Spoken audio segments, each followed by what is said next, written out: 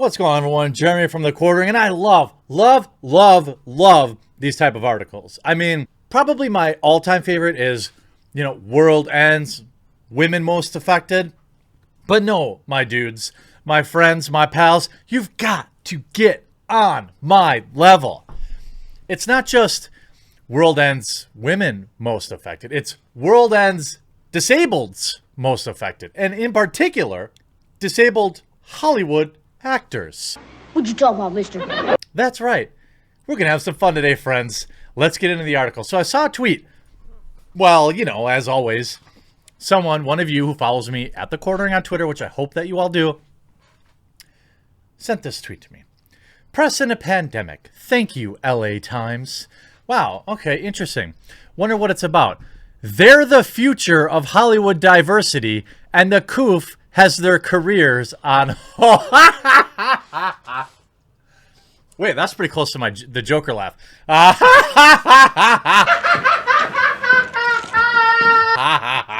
Was that pretty good? I would have to hear it in my head.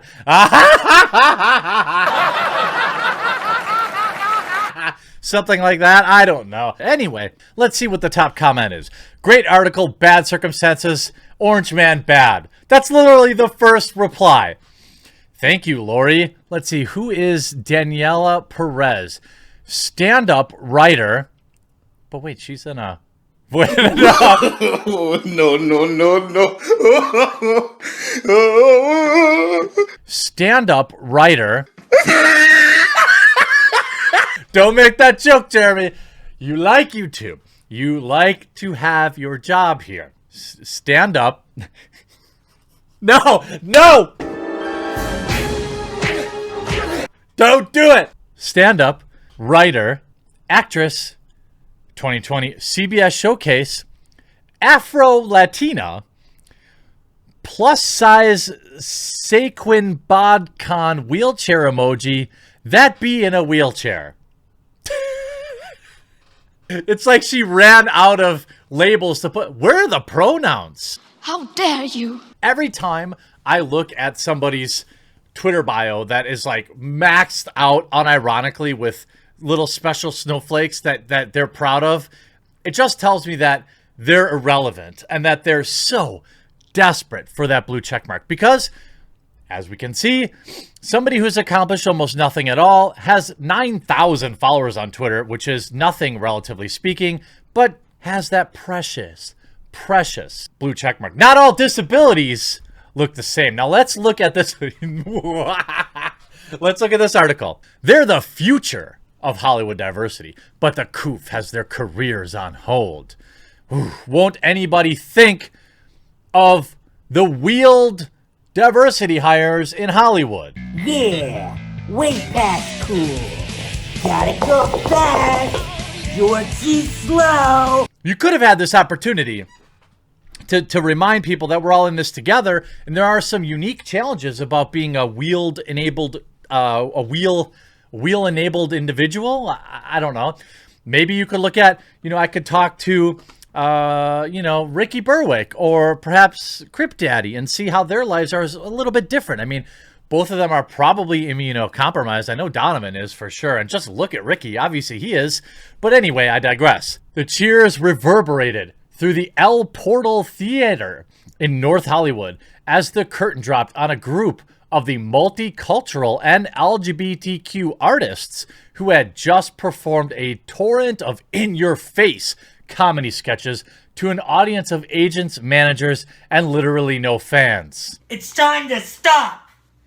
It's time to stop, okay? No more.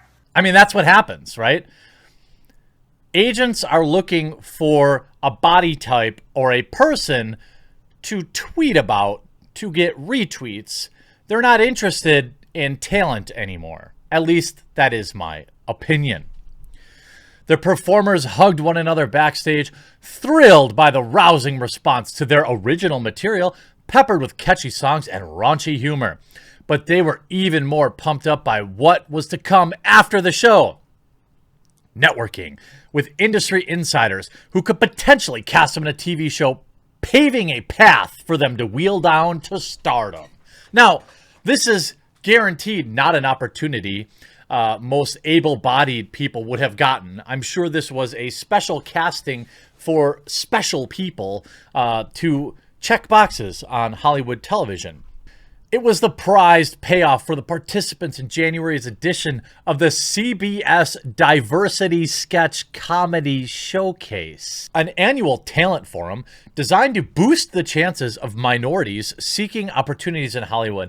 I refuse to believe that being a minority in Hollywood holds you back. I just refuse to believe it. It's 2020, boys. I don't see them as victims. In fact, in my opinion, the road to opportunity is much easier if you're not, say, a straight white male in 2020. Now, that isn't to say it was always that way. Of course, there were times where this wasn't the case and where legitimately talented black or gay actors or actresses were held back. This is undeniable. But in 2020, it isn't that way. In fact, the path is far easier for them, I would ponder. The program has turned out such graduates as Kate McKinnon from Saturday Night Live, Tiffany Haddish from Girls Trip, a terrible movie, and Nicole Byer of Nailed It. A who's who of literally who's. Afterward, 4 members of the group were signed to talent deals by CBS. One scored a role on a CBS pilot. Most went out on numerous auditions and meetings. All were optimistic. By the way, a good thing. I had some great auditions and I hit them out of the park, says Nathan Ramos Park, who had a spotlight moment in the showcase playing an Asian country western singer who had a cleft palate surgery. I also got some second rounds. Good. Daniel Perez, a disabled comedian who was in several sketches, said, I got so many positive responses, I felt like they were moving really on the right track. Then the coof hit, putting all of Hollywood on hold and derailing the momentum of the showcase hopefuls. Now they are left to face uncertain future in the industry that even if the best of times had traditionally underrepresented women, POCs, queer, and disabled people. Strongly disagree. It is 2020. If you had written this article in 1970, I'd agree with you. If you had written this article in 1980, maybe you'd have a point. That was 40 years ago. Turn on the TV. Turn on the CW and you'll see Batwoman and Supergirl. The future is female is a saying that leads the casting in the biggest movie franchise in the world, Star Wars. Marvel's Kevin Feige has specifically said he wants strong women in powerful roles, which is why they jettisoned Captain Marvel to the front, why Brie Larson's Captain Marvel will lead the Avengers. I mean, how many examples do I have to give you? There are literally shows dedicated to African American, for example, Blackish. Or how about Crazy Rich Asians? And this is just shows dedicated, right? I'm saying if you look at traditional casting, it's as diverse as it's ever been. That's all I'm saying. In 2020, I ain't got any time to hear about how it's tough out there for a pimp. Perez had 2 projects in the works, including a recurring role on Netflix series, and was particularly upset when the entertainment industry came to a halt. I'm sure it's the same for everybody, just saying. The uneasy feeling is the unknown, and said Ramos Park, we don't know how long we're going to have to stay out of society. Sure, but, everybody else has to follow by these. It isn't affecting you any differently than it's affecting anyone else. From 4,000 to 5,000 performers from around the country to apply to the CBS program, which is among several minority showcases sponsored by the network. So several, it's so hard out there. I mean, you have literal programs dedicated to giving come on. Jared Goldstein, who was featured in one of the showcase's most outrageous sketches as a gay sex teacher, had said he had enjoyed going to lots of meetings following the showcase and has been busy performing on social media. But trying to be funny while self-isolating has been a bit bumpy, given glitches in technology and other mishaps. I mean, the entirety of YouTube isn't having a problem with it. Late night show hosts, although they had very, very rocky beginnings, haven't had any problem with it. What do you mean? There has never, ever been a better time to be stuck at home in history. Prez also performing in virtual and Zoom comedy shows while figuring out her next move. Great. So is everybody else. I don't understand this mentality. I'm more oppressed than you, but I'm more oppressed than you. No. I'm more oppressed than you. This is a perfect example of the Hollywood mentality too.